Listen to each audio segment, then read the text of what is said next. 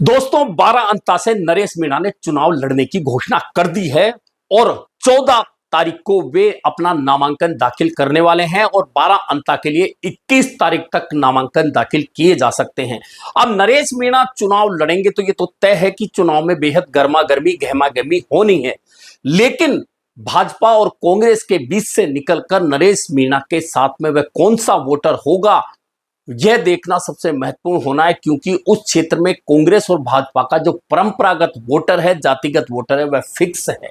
उस वोटर के बीच में से कौन सा वोटर है जो नरेश मीणा के साथ में खड़ा हो सकता है, और खड़ा हो सकता है तो कौन सी पार्टी के लिए नरेश मीणा ज्यादा बड़ा सिरदर्द खड़ा कर सकता है।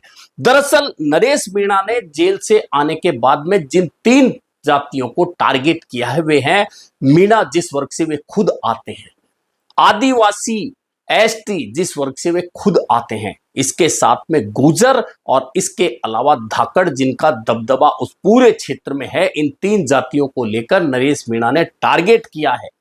और ये 3 जातियों की बात करें तो गुर्जर और धाकड़ परंपरागत रूप से उस क्षेत्र में हमेशा से भाजपा के साथ रहे, वसुंधरा राजे के साथ रहे, वसुंधरा ने जहां कहा है वहां वह वोट करते रहे।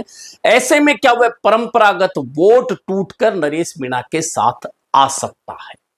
वहीं अगर मीणा उम्मीदवार नहीं होता है तो उस स्थिति में वह एसटी और मीणा वोट कांग्रेस की झोली में जाता रहा है, तो क्या वह वोट पूरा का पूरा टूटकर नरेश मीणा के साथ में आ सकता है?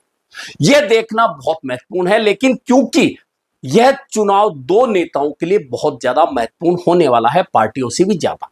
पहला तो वसुंधरा राजे के लिए चुनाव बहुत ज्यादा महत्वपूर्ण है, क्योंकि वसुंधरा राजे का गृह क्षेत्र है, उनके बेटे का संसदीय क्षेत्र है, पूर्व में वसुंधरा राजे का संसदीय क्षेत्र रहा है।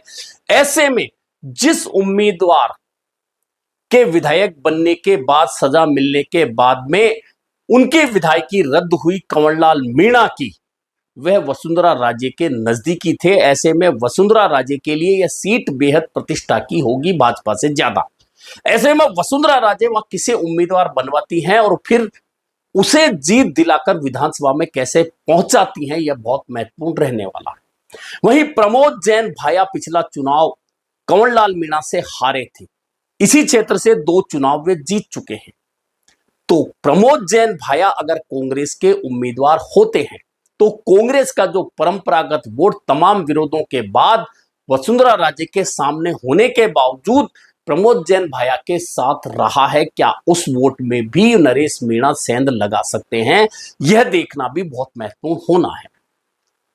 यह चुनाव बहुत इंपॉर्टेंट इसलिए होने वाला है कि अगर वसुंधरा राजे अपने पुराने एक समर्थक नेता जो एक बार प्रमोद जैन भाया को यहां से हरा चुके हैं, लेकिन वह हार बहुत नजदीकी सिर्फ 2500 वोटों की रही थी 2013 में, वे प्रभुलाल सैनी क्या उम्मीदवार बनकर 12 अंता में एक बार फिर आ सकते हैं? क्योंकि इस क्षेत्र में माली मतदाताओं की भी बहुल्यता है। और अगर प्रभुलाल सैनी इस क्षेत्र से चुनाव लड़ते हैं तो फिर भाजपा का यह जो कोर वोटर है उसके अलावा क्या मीणा जाति टिकट नहीं मिलने पर पूरी की पूरी नरेश मीणा के साथ जा सकती है, या फिर उसका कुछ हिस्सा जो परंपरागत रूप से कांग्रेस का वोटर है कांग्रेस के साथ जा सकती है? ये तमाम चीजें तय तब होंगी जब भाजपा का उम्मीदवार तय हो जाएगा।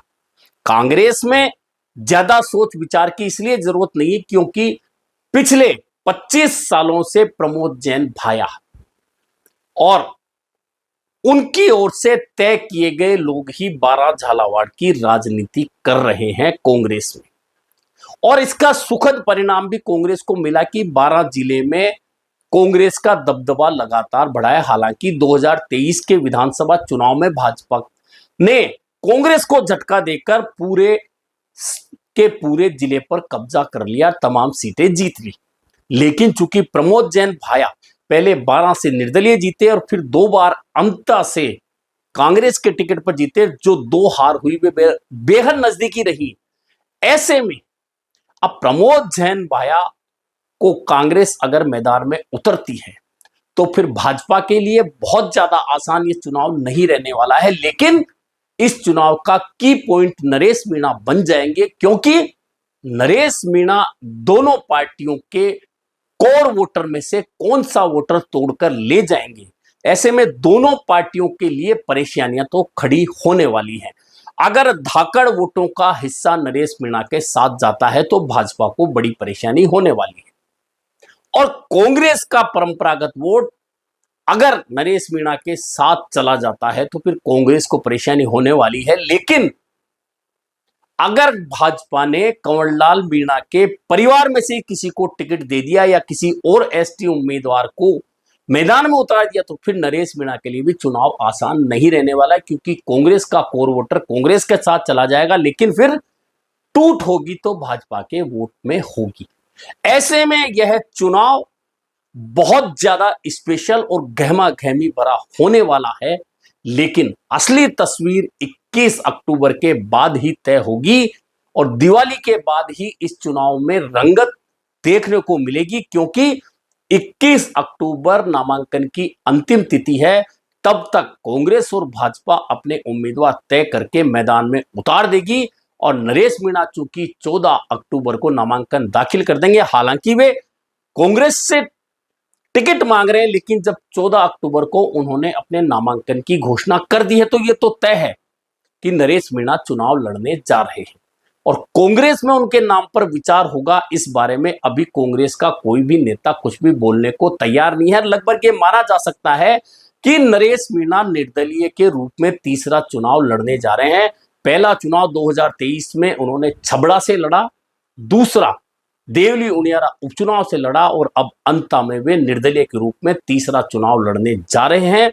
ऐसे में नरेश मीणा के आगे भविष्य के लिए यह चुनाव बहुत महत्वपूर्ण साबित होने वाला है। अगर परिणाम उनके अनुकूल नहीं आया तो आगे की राहें उनके लिए बहुत मुश्किल हो सकती है।